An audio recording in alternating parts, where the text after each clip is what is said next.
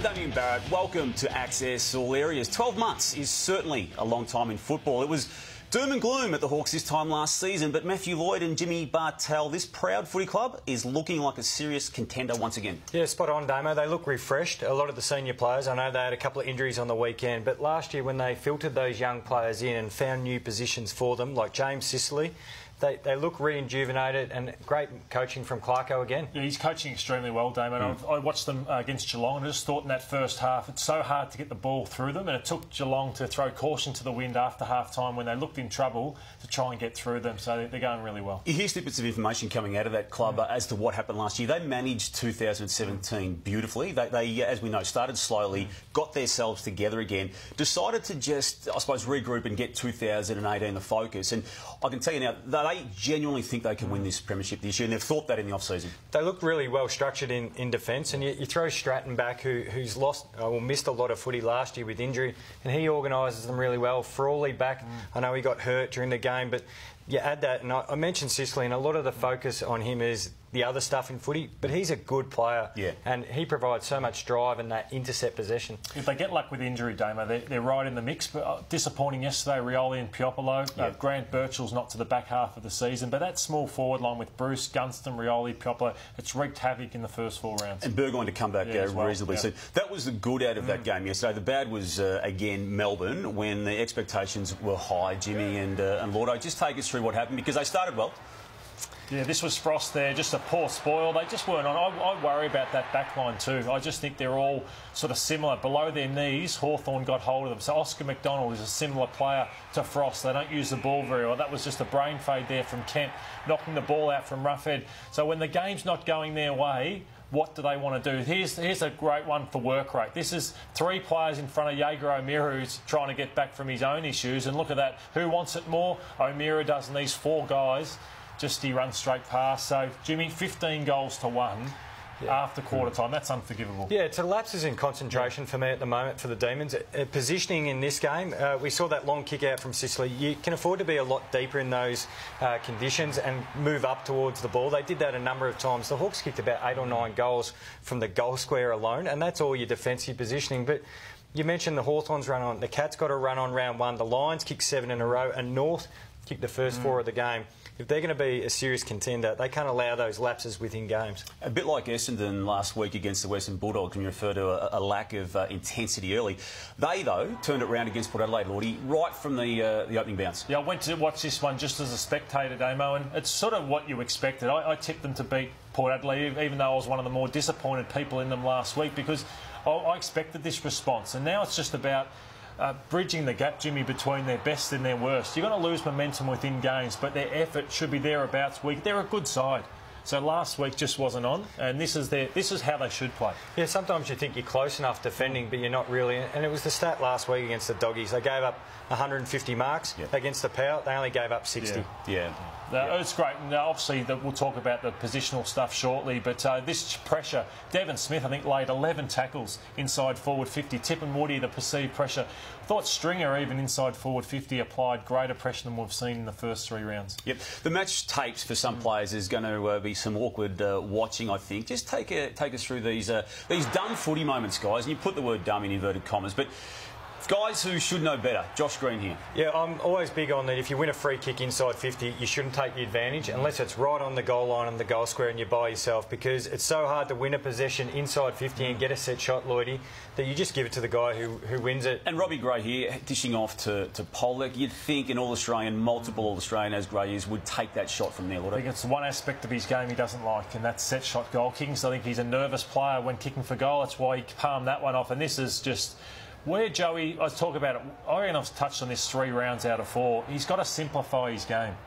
So he's playing millionaire type of football at times. He's got to get back to basics. What won him a best and fairest last year, and that was just trying to do things the easiest way. And look at Lance Franklin. He's straightened himself up with his goal kicking. That's Joey's got to try and do the same. Did Jake Stringer go back to basics via the role he played yesterday in the forward line? No, certainly closer to goal. This is a ripping set shot. Well, this is what he's capable of, and even the next one that we're going to see, the brilliant snap on the run. But It's surprising. An All-Australian forward playing forward. Who would have thought he could play some good footy? Hooker back. Even McGrath played a little bit on the half-back flank as well, Lloydie. Just on Stringer, he would be mid-range for endurance at the footy club. So they try and run a 1 kilometre, he'd come halfway.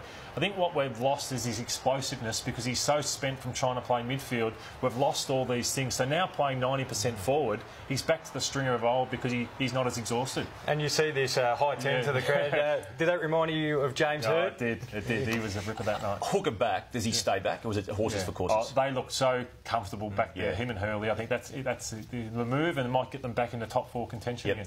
The Saints, it's going from bad to worse with what's going on there. Lost badly to Geelong yesterday. There is now no hope for 2018 from a finals perspective, I would have thought. It's hard to know where they go next. Alan Richardson's tried a lot of things. He said, well, pretty much the first week, bring your mouthguards to training. We're going to try and get it back on the training track. He's dropped forwards. He's tried McCartan with Smalls around him, Jim. But there's really no answers for them at the moment. A lot of players out of form. Yeah, they've got to narrow the focus. For them, it might be now just taking it down to trying to win quarters, win the contested ball, which they're doing really well, but keeping possession inside your half. Try and get the ball up into your half, lock it in, win some little key performance indicators. The worst thing you can have at the moment now is players going to their shell and protecting their own position within the side. David, they've kicked 5 and 7 goals in the last 3 weeks. Something's not working, No. Someone who does kick goals, and someone who kicked 5 yesterday, Daniel Menzel, Jimmy. You know this man really well. We know in the off-season, not one taker for him when he was a free agent, effectively, in inverted commas. So he stayed on low money, but is looming as crucial. Yeah, it'd be surprising to see how long the Cats let this go throughout the year. If he keeps up this form, will they let it play out to the end of the year, or will they slide a contract over to him as an extension? I am surprised that no club took a chance. They take chances on players from overseas who have never played the game. You've got a guy here who's a 40-plus goal kicker, and there isn't only about 10 or 12 of them in the game, and he just keeps producing. Oh, you can't teach that what he does. Scary moment also in this game yesterday, and it was Dylan Robertson. He just collapsed, and you saw the player Jack Nunes right beside him, the concern he had there and then. So this is scary stuff, and the safest place to be is on a footy field, you'd think, with all the care you've got around you. And he's been at the Epworth in Geelong overnight. He's still there this morning. Yeah, I heard on the coverage Nick Del Santo saying when he walked past him, he just said he felt a little dizzy. It is so scary, and best wishes. And even the Saints support staff are trying to work out what's going on there. Hey, Lloydo, on Friday night, some serious question marks from you and a lot of commentators on Tex Walker's effort. Yeah, well, let's take a look at some of his efforts, Jimmy. And right from this is obviously halfway through the first quarter. Just when the ball hit the ground, he just didn't want to compete. I thought his second quarter was much better. This one here with Murray, he's reacting really late, so that's obviously not great. This one here, just being pushed off the ball by a smaller opponent, should have given the handball, didn't. So he was just right off. This one, this will give him sleepless nights. He'd be, as captain, so embarrassed by this one. And you know who they play this week? Friday night footy again. Sydney Swans at the cauldron of the SCG. He'll want to be their toughest player because he lowered his colours. Yeah, and he copped a fine for that incident there with Treloar. Is it a mindset thing for him, or he had a massive... call it interruption in his pre-season? The conditioning's not allowing him to stay involved?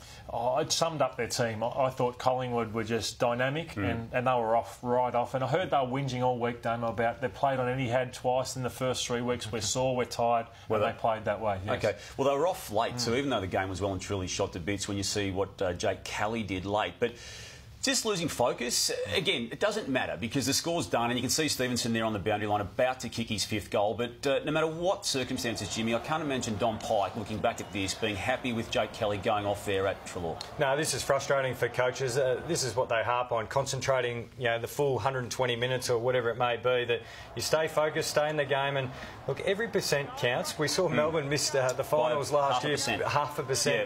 And it mightn't seem like much round 4, 7 minutes to go in the last quarter, but it does matter. Well, you couldn't question the endeavour of these two men you're about to see. Now, I love this moment out of round 4. 2 young guns. There's a passage of play. You can see the score. You can see this kick coming in here. Now, Florent takes a mark, and I reckon the purist in John Longmire would have said, stop. But he took it on. I love the chase by English. I love the fact that Florent, despite doing something that went against team orders, still had the composure to kick the goal. Yeah, a bit of live by the sword, die by the sword there. And John Longmire being the coach, he'd want him to come back and pull up. But he took the game on. Great chase from Tim English. He played as the sole ruckman for the Doggies all night and was very good, but you got to credit the kid for taking the game on. Yeah, the Bulldogs or Roo, the one that they missed really, they were brilliant, I thought, on the weekend. They carried on with their form from that Essendon game, and this was Suckling. You're a premiership player, you've got to be stronger than that. That's a broken tackle he should have nailed. So there was the first error.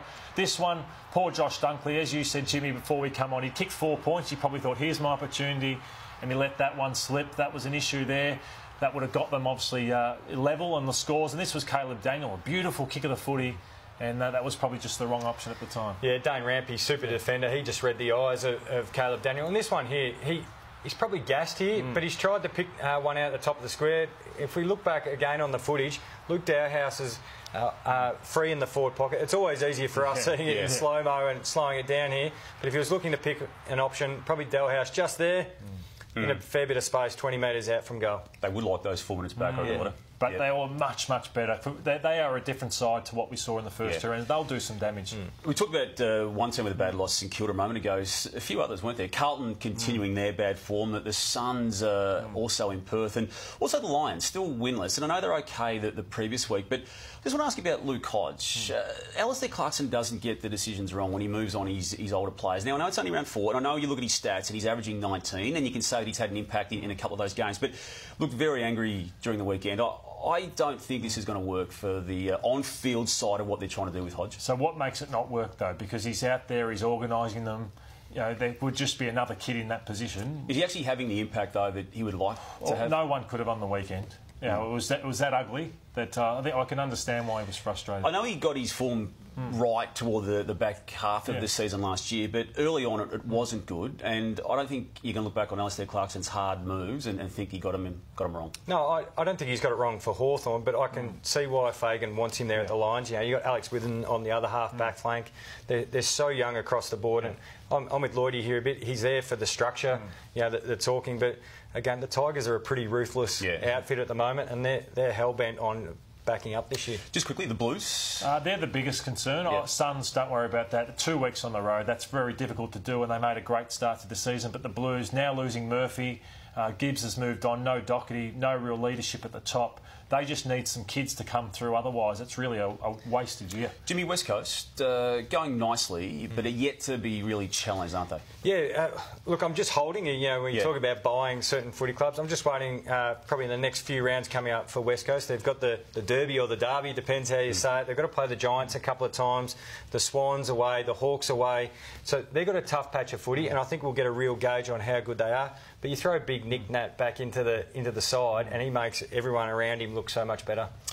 Alistair Clarkson put the high tackle back on the agenda and may have been called out by Chris Scott, but it's clearly still confusing for the man adjudicating the game. This is Zorko against the Richmond team yesterday. That should have been a free kick, shouldn't it? Yeah, that one should have been. It's so difficult for them. There's over 140 tackles a game. We see the congestion around the ball. They're going to get a few wrong, but a lot of these ones, I actually think it's poor tackling technique to start with. The swing. Now, that one there was paid, Jimmy, against Jones there on Toby McLean.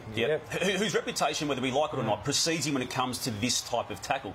You go to later in the game, and he gets another high tackle there from Jack, and I would argue that's a free kick to McLean, but didn't get it. Well, the first point of contact's high here. Now, if you're going to get hit high, it's pretty hard to stand up in the tackle. But they're all tackles starting high already. They're swinging arms around the shoulder and the neck.